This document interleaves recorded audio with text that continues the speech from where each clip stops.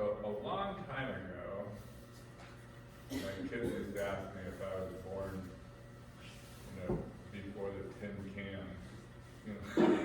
was created. And I'm like, shut up. Yeah, the tin can was already created. However, what wasn't created yet was sunscreen. And being redheaded and freckles and growing up in Southern California, I had to wear a t-shirt to the beach where I had to burn and peel and burn and peel. They did have calamine lotion on. Remember that? And you're finished. Yeah, that's great stuff. Okay, so way back then, somewhere in the mid-60s, was when assertiveness training actually got rolling. And it comes out of behavioral psychology. It's like one of the psychologies that really sort of focuses on thoughts and feelings and getting them to work together so that everything sort of works. They're the ones that are also responsible for developing stress management, conflict resolution, which are the next two things that we're going to be working on. And so all of this really does come out of the behavioral psychology world. And as a result, it's really structured and formalized, and they have workbooks and trainings and worksheets and lesson plans. And so if you want to, and I would recommend, if you want more on what we're going to be doing for the next 3 weeks, there's a lot of resources, both online and, in bookstores and whatnot. Like the first book I ever read on assertiveness training was sort of early 70s. And the name of the book was When I Say No, I Feel Guilty by Manuel Jones, of all things. That was such a weird name, I remembered it. PhD. And I actually looked for it, a while back, because he was so good online, and he can, so it was kind of interesting. So it was like a textbook, and it sort of gave the theory behind assertion, like communicating in an assertive, what they're defining as an assertive way. And then at the end of the book, it had a list of a setup. If you wanted to set up a communication, here's the framework for it. It's when you say this, I feel this, therefore, it's those kind of setups. And so I read this book, and then I was living in Southern California at the time, and so the next morning, it was a Saturday morning or a Sunday morning or something, and 10 o'clock in the morning, somebody banging on my door. So I went to see who it was, and it was the encyclopedia salesman. And not only the encyclopedia salesman, but he was training 2 other people to sell encyclopedias door to door. And I went, sweet. It's thank you. I get to try out assertion, in this environment. And one of the last chapters had to do with how to deal with high pressure salesmen. So he's presenting to me, here's my wonderful encyclopedias, and I would look at them and I'm like, wow, these are really great. Look at all this detail. I was like, look at that, blah, blah, blah. He says, so, would you like to buy them? He says, no. Why not? Because I don't. Well, why not? Because I don't. Well, but your children, yeah, they'd love them probably. Well, then you really need these books, right? I said, yeah, I probably do need them. So you want to buy them? No, why not? Because I don't, because I don't, because I don't. So the technique of what is called broken record, is the one that kind of got me into using and training and then eventually learning, the language of assertion, because this poor guy, within about 5 minutes, his eyes rolled back on his head like the machine went tilt, and he staggered off my porch, not knowing what the hell happened to him. And I closed the door, and I'm going, wow, this shit works. And that's kind of what got me into it. So it took me about a year, of training and study and practice to become fluent, in this language. you know, and I usually will start with that one first these days, but it's not the only language. Right, so let's go from there. So it's like, I'm gonna sort of define, you know, assertiveness kind of by contrast, because if we look at assertive, it contrasts with passive and aggressive. So these are the three ways that you can interact with others in the world. And each is appropriate given a certain context. So for example, you know, I'm sitting at home on Sunday watching a football game and the kids come in and say, "Dad, I want to go eat." And I say, "Okay, go ahead." Passive. Like I'm interacting in a passive way, you know, and it's totally appropriate. You know, they just wanted to check in and whatever. I don't need to direct them. You know, they know where the refrigerator is. They know how to make a peanut butter and jelly sandwich. They have trouble, give me a call. Passive. So aggressive, you know, it's also another way of saying aggressive is authoritarian. And this is would be, you know, it's like you join the Marine Corps. You know, you go to boot camp and it's going to be aggressive / authoritarian. And this is where I'm giving you orders and you're complying, right? So that's appropriate. You know, it's like, you know, I'm the boss, you're the employee. You know, I give you orders. You know, it's like I don't ask your permission. Like, would you like to do this? And to some degree, this is one of the problems I see with parenting, you know, especially with grade school kids. You know, would you like to do this? You don't say that to a grade school kid, for the most part. You say, this is what we're going to do. You know, because they need direction and, you know, like clear sort of, you know, like clear expectations and whatnot. I'll give choice. You know, it's like, okay, we're going to go do this. Do you want to do it this way or do you want to do it that way? So I give choice within limitations with kids.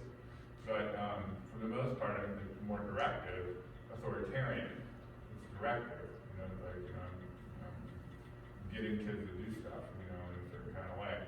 When they get to be teenagers, that doesn't work anymore. Yeah, that's when you need to be assertive. But assertive, you know, by, you know, like by contrast then, so is I'm going to, in this, the language that I'm going to get what I need, but not at your expense.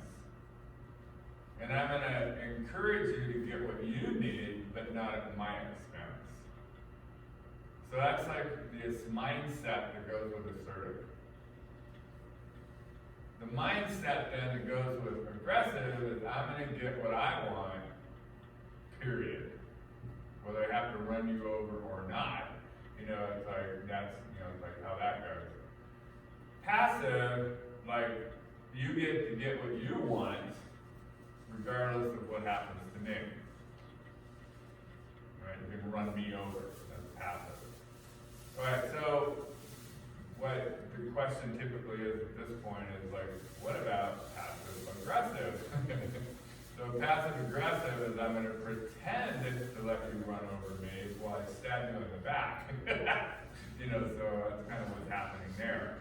You know, let me give you an example of that. So I remember when I was about 8 years old, I had like this set. My dad hated, you know, like a dirty bedroom, and so we had 3 boys in one bedroom. We had a bunk bed and then a single, and all 3 of us, there was me and 2 of my brothers lived in this bedroom. And how do you keep that clean? You know, like 3 boys, you know.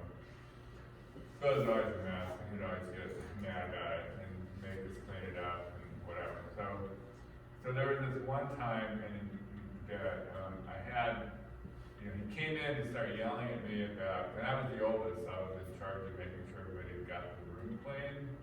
Yeah, I know. But he came in and would yell at me because the room wasn't clean, but I had an excuse. Well, I would have got it done if I hadn't had to have done done X, Y, Z that you ordered me to do. Passive aggressive. So he got to be all upset, I got off the hook. Right? That's a passive aggressive sort of exchange. You know, so I'm gonna like cause you some form of discomfort, you know, and it's not my fault. And however you wanna set that up. Right? Passive aggressive is kind of tricky. Oftentimes you don't catch it until after the fact. You go, wait a minute, that was passive aggressive. You know, he said something really mean to me. Like a lot of times they'll start off with sort of phrases like, okay, I don't need to be mean about this, but you need to know this. And then they'll tell you something really mean. And they do mean to be mean about it. They're saying it just to punish you. You know, they aren't saying it to be, to help you out. It isn't like a confrontation. You know, it's a full on, like slap you upside the head. Yeah, so what's the confrontation? Yeah. No, but if somebody, you're in conversation and you want somebody to maybe do Engage. something and they like poo-poo you, or they could just give you, oh yeah, I'll get right to that, but then they don't. And The opposite, is that not passive? Yeah, that's absolutely. Because it's passive in the sense that I'm agreeing with you. Right. It's aggressive in the sense that I don't do what I said I was going to do. You get it? So that's the same thing as passive aggressive. Yeah, so the one where I was sort of just saying about, I come to you and say, I don't want to upset you, but you need to know X, Y, Z, and then I say something really mean. Right, so that's passive aggressive. Okay, then what if I actually want to tell you something that's important that I think you need to know, but it will be upsetting? How do I present that? Yeah, I mean, that's a subtlety, right? So when I do that in a quote-unquote assertive way, it's like, right, the way that we learn this in counselor school is a confrontation is not an attack. That's how it's colloquially figured. An attack is an attack. Attack therapy, is like, I'm putting that in quotations because I don't believe it works. Although there are systems that use it, oftentimes in alcohol or drug treatment they'll use it, and I don't agree with it. But that's just my opinion. So, but confrontation is by definition not an attack. So the way that we sort of get taught this in counselor school is a confrontation occurs only when the other person feels the compassion, which is kind of a tricky one. But you get like I'm telling you this, I'm almost telling you in a way where I'm ready to cry with you because it's so screwed up. It's like that this is going on. It's like so like oftentimes with a conversation I'll go, okay, so here's what I heard you say. Here's what I think the other person is hearing. What do you think? So I'll kind of like interpret what it is that you're doing in such a way that you get to sort of look at this behavior in isolation and go, oh wow, that didn't work the way I thought it was going to. And to me, that's like what a confrontation enables somebody. So I'm confronting typically a behavior, but I'm confronting it in a way that you get to see that I'm not attacking you. I'm sort of offering you an opportunity to change a certain behavior simply because it doesn't work. And that's the tightrope. That's a wicked tightrope to walk. But it requires, like I said before, that assertive approach, in order to like pull that off. Right? So you're beginning to see by contrast what I'm doing. So when I have like this, I'm going to get what I want, but not at your expense. I'm going to invite you to get what you want, but not at my expense. Like, how complicated is that? Well, really complicated is what it is, because I'm kind of like looking at 4 different things, like all at the same time, and measuring it, and then how am I going to pull this off? All right, so it's really a fairly complicated and high-level communication skill that then behavioral psychology turned into a language, and we thank them for it. Thank you, behavioral psychology. Okay, so in your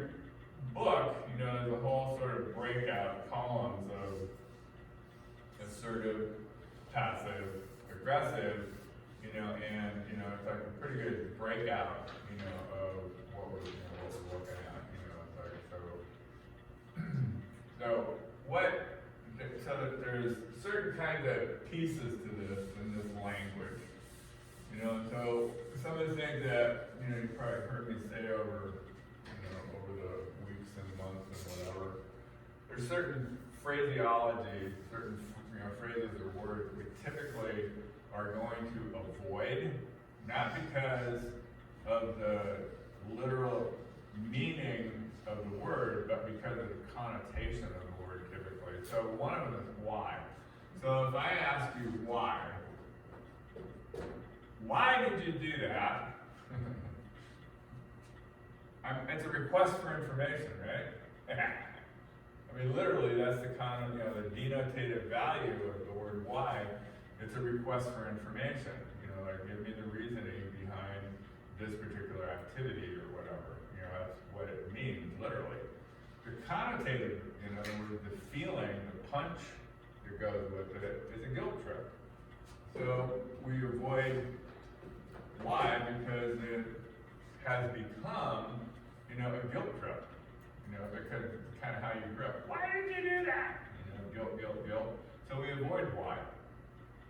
It's just because of the impact that it has. And so what we'll do is replace why, you know, with what.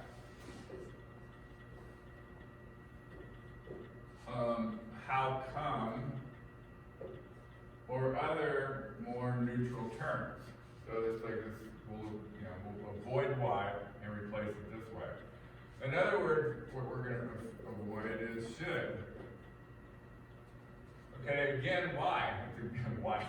Why do we? Because it's a guilt trip. So if I go, you should have done blah, blah, blah, right? That it may be true, but I'm imposing a value system on you that you may not share. Yeah, so it's a certain arrogant guilt trip. So I'm going to replace should with could. You could have done it this way. Could you give me a reason, you know, like why you didn't? Yeah. Also, we're going to, you know, get into this a little bit more depth in a minute, but it's like we're going to stay away from you language. You know, like you screwed up. You know, it's like you. Because again, it's like, it may not necessarily be a guilt trip, but it definitely is experienced as an attack. So I'm going to replace it with I language. So I language is pretty much the issue and sort of the breakthrough you have to make in how it is that you approach the world in order to use assertiveness as a language. Because when I use I language, I've made myself vulnerable. Okay, so instead of you, I'm going to go, you know, when anybody talks to me like that, it's like I really feel insulted and, you know, like marginalized and, you know, it's like it's upsetting. So you're over there being your racist self, yelling racist epithets at me, and I answer you that way? Like, I've invited one of two things. Either you get sort of shamed into going, you know, like backing up, starting over, or you escalate. But I didn't lose my cool in the process. You know, it's like, hey, you know, it's like I didn't go, well, what about you? I kind of learned this lesson a long time ago. It's got that. So I was working up on the North Slope back in the 60s, and I got back to Anchorage. And so we had to go down to 4th Avenue and hit all the bars, you know, because that's what you do when you're 24 years old, 23 years old. And so we went into this, so you go, it's like, back then, it's like we'd start like on the north side of the street, go all the way down one side, come back up the other side, and go around on the 5th. And you get around on the 5th, and Club Paris is still there, with the property was there. Like, you know, that's where you'd stop and get breakfast, and then go home and go to sleep. Right? So that was the circuit we ran when you get home from the North Slope. So I came walking out of the very first bar. I had maybe one beer, you know. So I walk out of the bar, and there's a beat cop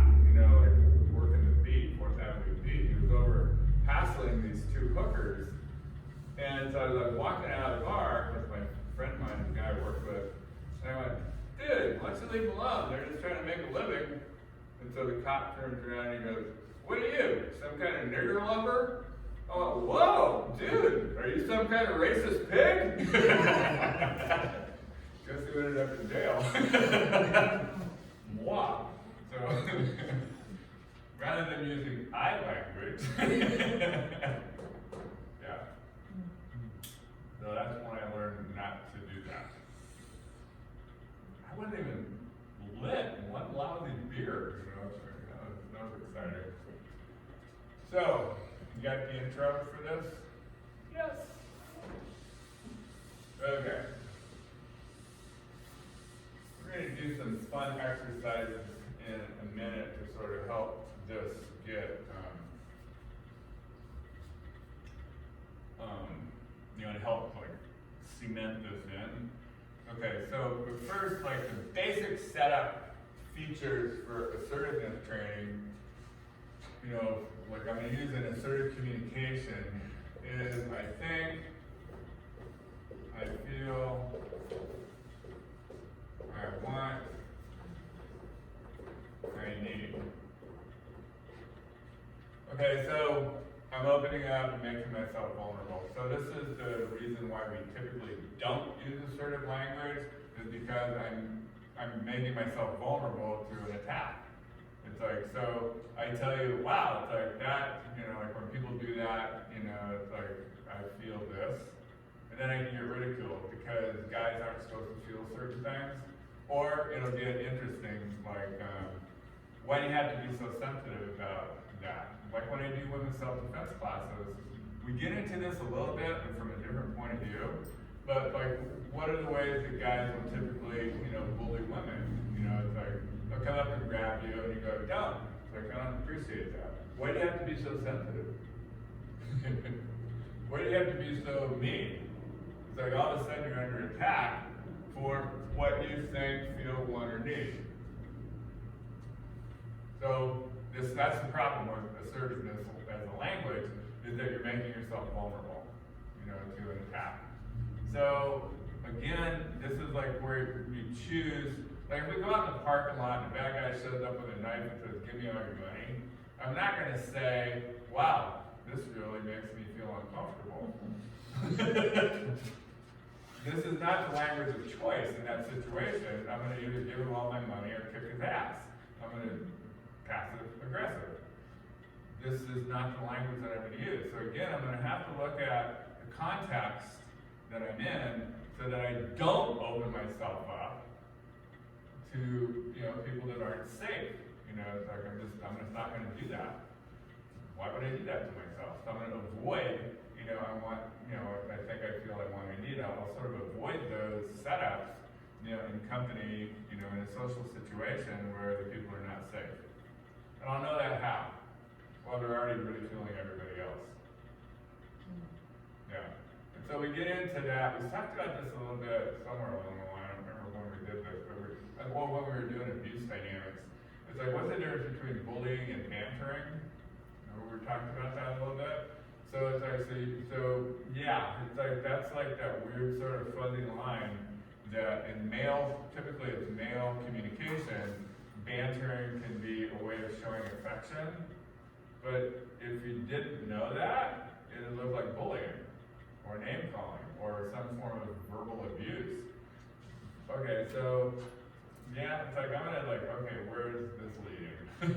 You know, so I don't wanna be a part of that, you know, or I'm not sure I understand the game, you know, it's like, I don't need to be in that environment if I leave, right? So, environment, right? So this is what I'm doing. I think, I feel, I want, I need. That's how I'm setting things up. When I'm commenting on behavior, like, you know, you're calling me names, what I do is I depersonalize it. You know, it's like I'll use event, you know, this happened, and this event, you know, caused me to feel a certain way, and the feeling caused me to think this, which causes me to want a, you know, solution of some sort. So the solution then, it's like, so, when this happens, when you call me names and do all that stuff, it's like I feel pretty, like marginalized or whatever. It makes me think that, this relationship isn't gonna work anymore. So I think I'm going to get a divorce. Or I'm gonna move out. Or I'm gonna kick your ass. It's like, the solution could be all kinds of things. But you get the progression. Okay, so can you see how this fits the definition I gave you a minute ago? I'm gonna get what I need, but not your expense. So I'm not calling you names, I'm not reciprocating, I'm not giving you eye for an eye. If I'm just sort of telling you, here's this progression that happens. Again, this is the progression that I'm making myself vulnerable and showing you what happened inside of me. This event caused this feeling, which set me up to think about it this way, which put me on the course to this solution to take care of my own internal situation, to solve the problem that I've got now in my body. Got it? So it's like, boom, and it's open. Okay, got the idea, right? It's pretty straightforward. Here's the bummer. Well, it's not really a bummer. Here's the, I don't know, what's the right word here? Anomaly. We'll go with anomaly.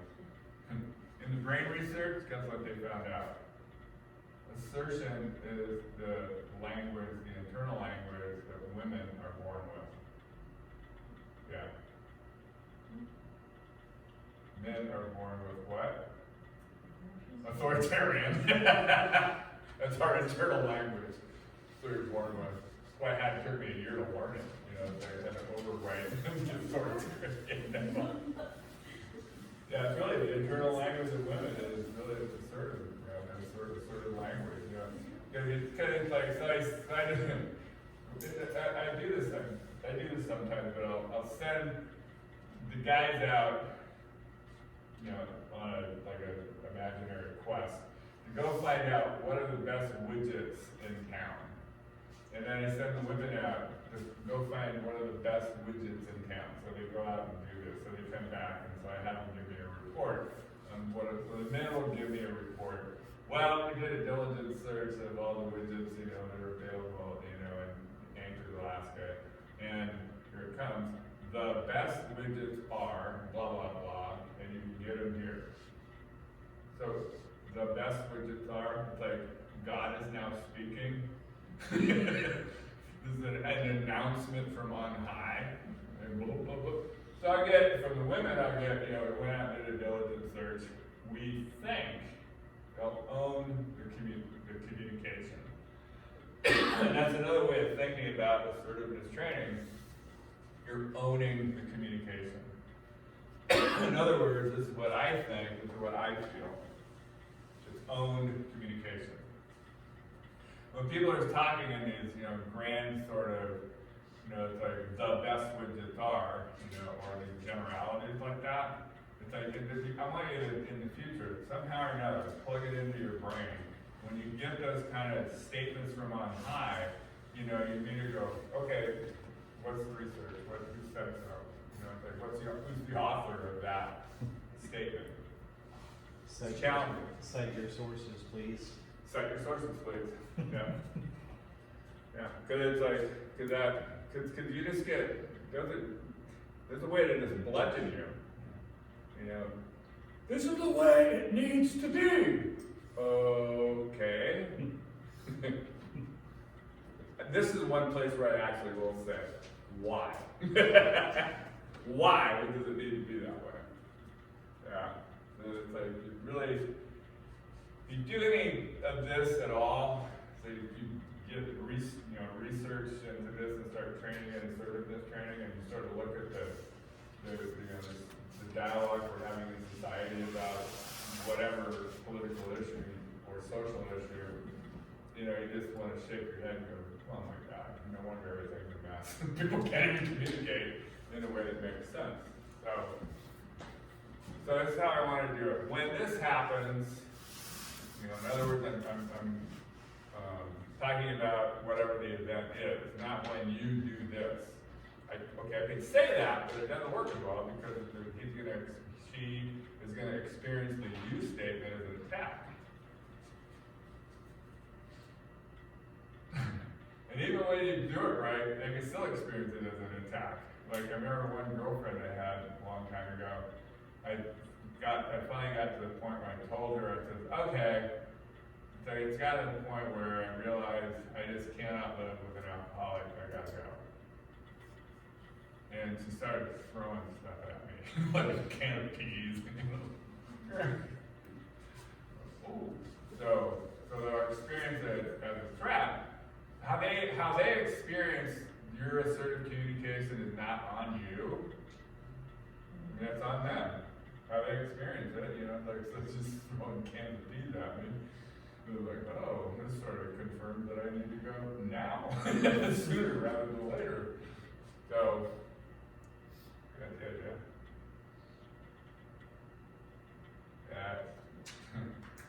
Okay.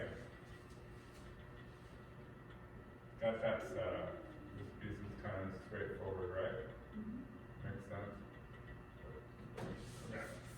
So, when you look at that assertive Bill of Rights, which is further on into the handout, the assertive Bill of Rights sort of talks about when you have this kind of setup in the world, like this is how you're approaching the world, and you're sort of approaching life in a certain kind of way, where you're embodied, I'm going to get what I want, but not at your expense. I'm going to let you get what you want, but not at my expense. When you approach life in that win-win sort of way, and then there's certain sort of traditional assumptions of the way that they're talked about in the handout that just fall apart. They just don't make sense anymore. Like, you have the right to change your mind. Like, rather than you made your bed, lie in it. That's kind of what we grew up with, that kind of stuff. And so it does sort of, over time, your whole orientation in the world starts to do this shifting. And like I said, it took me about a year, learning this language to like, that shift sort of completed. Where it's okay for me to be in the world, it's okay for me to have an opinion, it's okay for me to want what I need without your permission. Yeah. And it's like, I don't need your permission, to have an opinion about what I have an opinion about. I don't have to meet your expectations. It's okay for me to disagree with you because we can then agree to disagree. That's what adults do. Well, there are some adults that don't do that. We'll sort of say they're not that mature yet. But, yeah, it's like, I'm in the world in a pretty self-contained, self-possessed, sort of way. And, it also leads to interesting things like,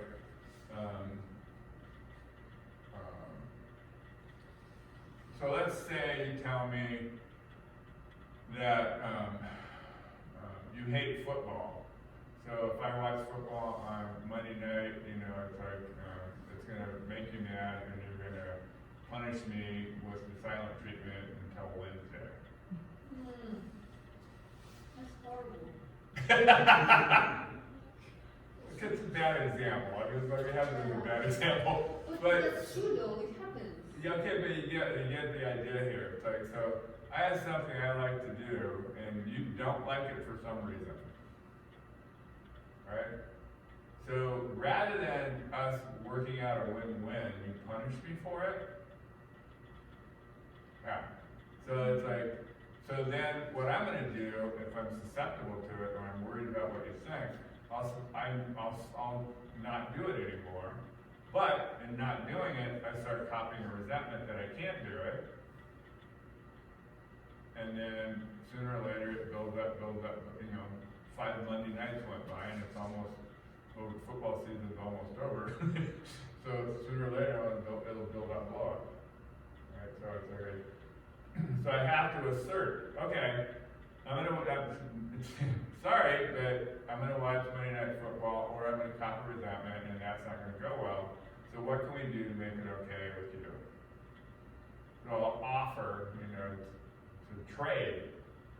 It's like, well, I can go, with my girlfriends, because up here, Monday Night Football that starts at whatever, 4 o'clock or something, I can go like with my girlfriends, down to the spa, you know, what's that place down on Smith's Allure? You know?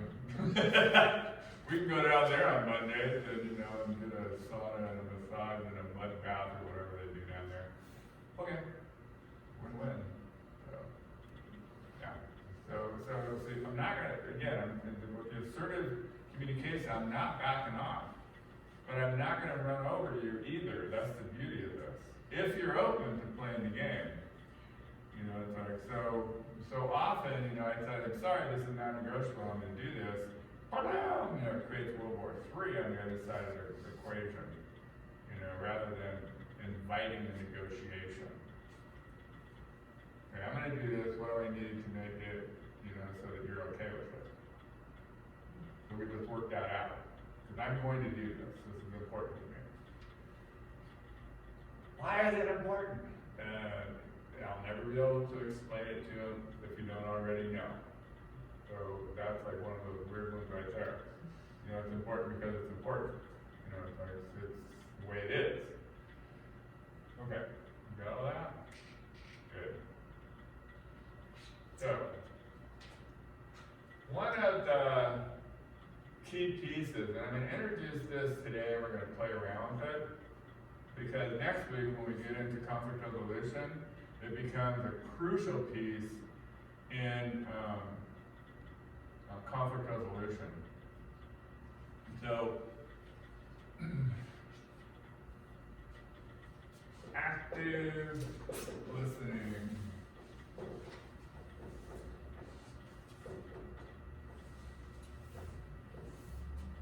Okay, so the way this typically gets taught, I always thought this was funny when I first got this training. The guy said, everybody can hear, but not everybody can listen. And I would go, what about deaf people? My brain is just weird stuff. But the difference is listening is a skill set, hearing is a biological fact or potential or something. So that's the idea here. So this is a skill set. This is called active listening. It's also called reflective listening. It's one of those skill sets that, you know, in my view, you should have learned by 8th grade, you know, because it's a crucial social skill for a variety of reasons, you know, so we'll get into that a little bit in a minute. So what do you do when you're active listening? So think of active listening as a role that you're going to play. So the role is what? The role is I am going to fully and completely understand your point of view.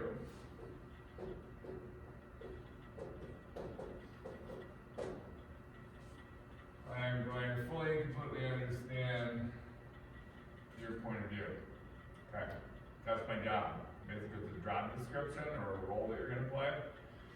So in order to do that, there's a couple of like impediments, and so we have to get past, you know, the impediments, these blocks to understand it.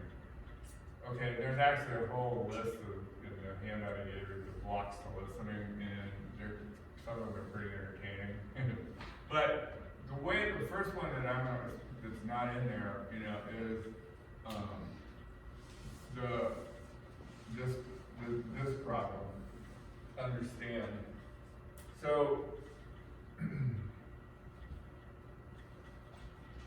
when you're growing up, here's the problem. So when you're growing up, let's say you ran out in the middle of the street, and your mom or your dad grabbed you and pulled you out of the street and slapped you on your diaper little butt and said, "See that car? It could have run you over and killed you. Do you understand?" So that tag, do you understand, you know, you grew up, we all grew up with it. Well, all of us, you know, English is our mother tongue. We all grew up with that. Do you understand? Do you understand? Do you understand? And so what came to when we were teenagers, so what came to be when we were teenagers is that when our parents would go, "Okay, do you understand?" We'd go, "Huh?" we would refuse it's like that's one of the favorite little things. Huh? I don't know what you're talking about. Why? It's because understanding came to equal agreement.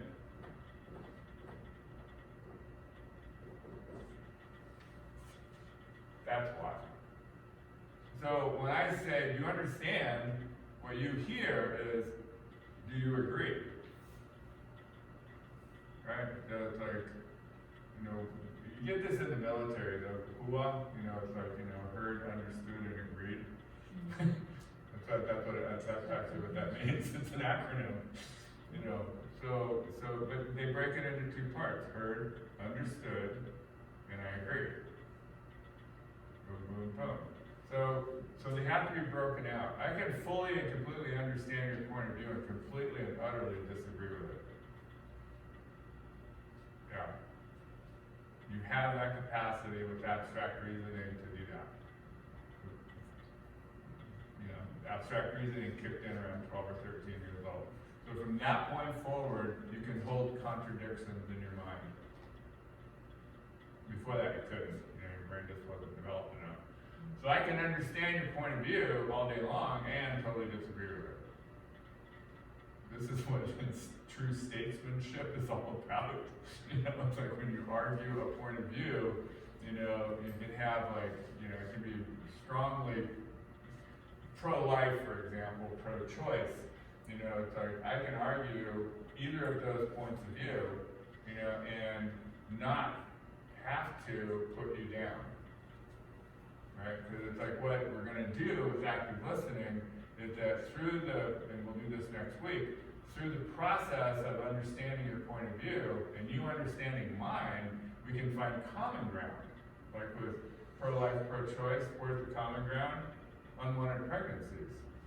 Now we can work together to solve the problem. We don't have to go killing each other anymore. Interesting, huh? Okay, I'm getting ahead of myself, aren't I? So here's this is the basic impediment or block to active listening, is that I don't want to understand your point of view because it means I agree with you. Or I'm giving it credibility. You'll see that in natural stuff. We aren't going to talk to the Iranians because that gives them credibility. We're not going to talk to somebody because it gives them credibility. Well, that's stupid. You know, you want to talk to them because you need to know what's going on. You know, because if we don't know what's going on, how are we going to find a peaceful solution? Well, we don't need a peaceful solution. Let's kill them all. Okay. So, the point I'm making, understanding does not equal agreement. It's a separate operation. So you're completely safe to agree, to understand anybody's point of view, no matter what.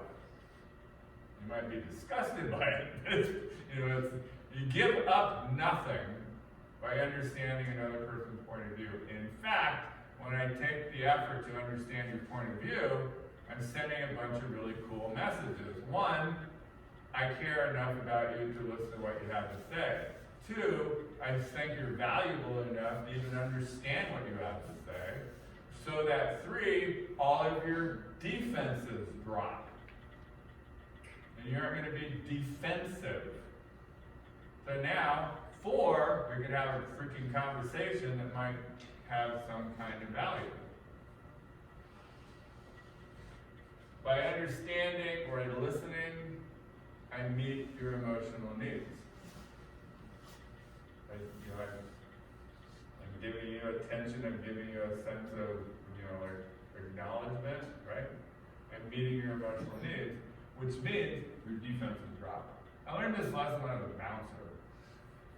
I didn't know it this way, I found that out later. But when you're a bouncer in a bar, it's like the last thing in the world, the owner wants is fights in the bar because it scares people out the door. So we used to go up to the guy we were going to throw out of the bar and say, dude, what's going on? Blah, blah, blah, blah, blah, blah, blah. Man, if it happened to me, I'd be pissed off too. Let's go over here and talk about it. Boom. I heard them, I listened, I acknowledged their defenses drop. And then you can get them over next to the door, and then throw them out, or get a cow. It's like, Got it? So this is what we're talking about. This is how we're defining active listening. So I'm going to fully and completely understand your point of view. I'm not necessarily going to agree with it. So how do I do that? So first, it's going to be open body language. So, it's open body language. I'm not like this, you know, and reading the newspaper, you know. Like, yeah, I'm listening, you know, turn the TV on, or continue with my phone. No, sorry, my body language is open, you know, it's like, I'm focused, you know, on you and what you've got going on. And I'm sensitive to different kinds of cues. And so one of the cues that happens in language, so I'm talking merrily away, and I'm blah, blah, blah, blah, blah, blah, blah, blah, blah, blah. Like I'll do that, blah, right? So that's like a cue for you to encourage me to continue. So you'll nod your head, or you go, okay. You'll make those kinds of noises, right?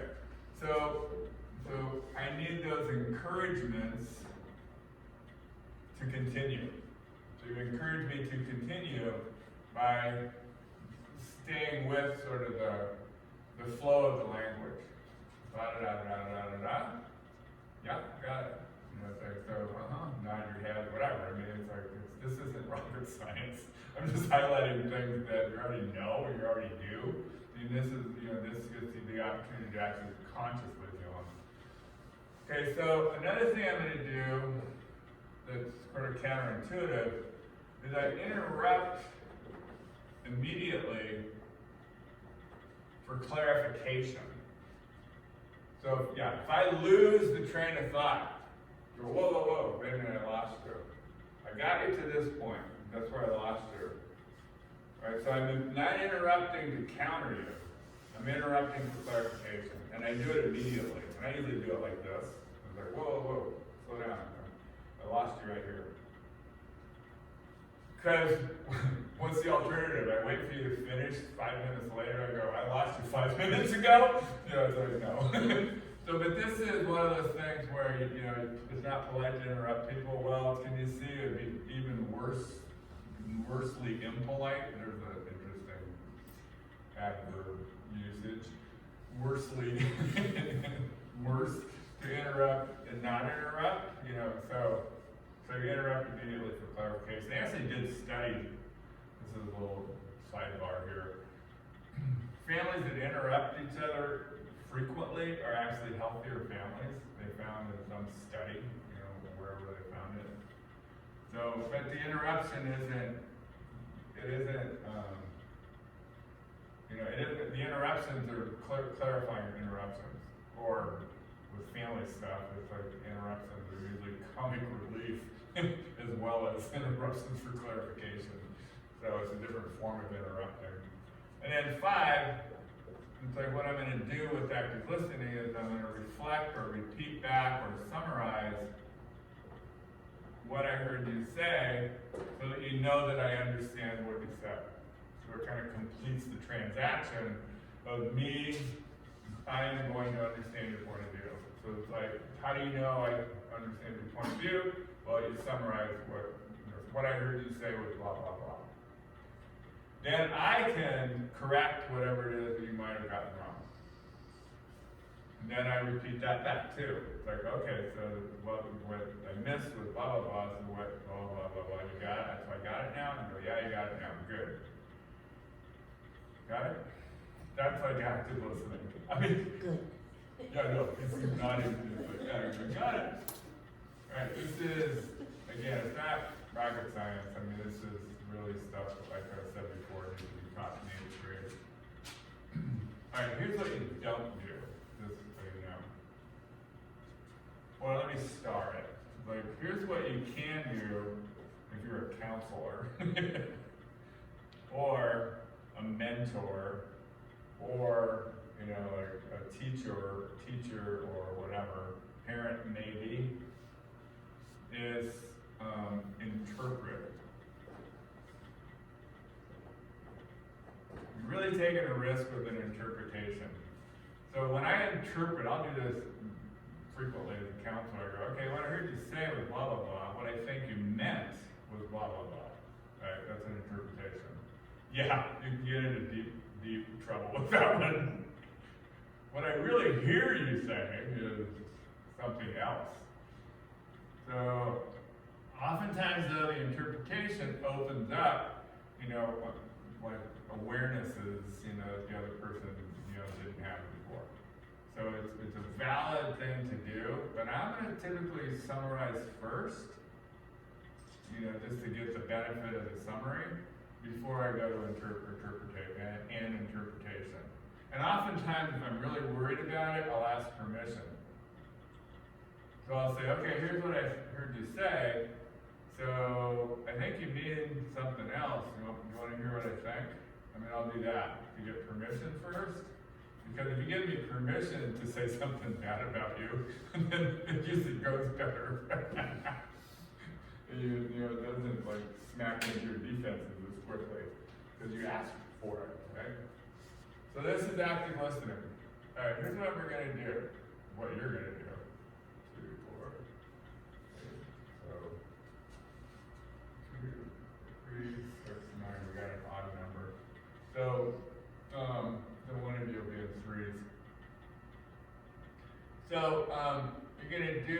I want you to first, come up with like an assertive sort of statement. It's like you're talking to somebody you had trouble with somewhere in the past, and you like if you think back 10, 20, 30, whatever years ago, and you wish you had a different conversation with, a parent, a teacher, a boyfriend, a girlfriend, whatever. It's like I wish I had a different conversation with this jackass because I really wanted to tell them X, Y, Z. Right? So think, some hard, it's like you didn't know how to communicate something to somebody in the past. Right? So the person then, 2 or 3 minutes, like 3 or 4 bullet points.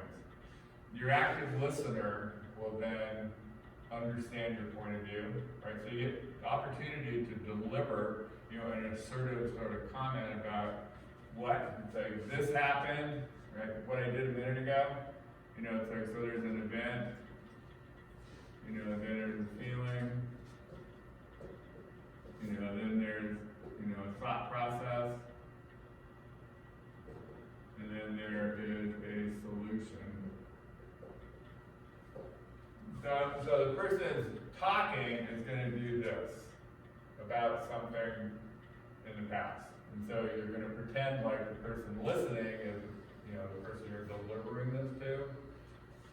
So I'm, whatever. You got what I'm doing here? Making sense?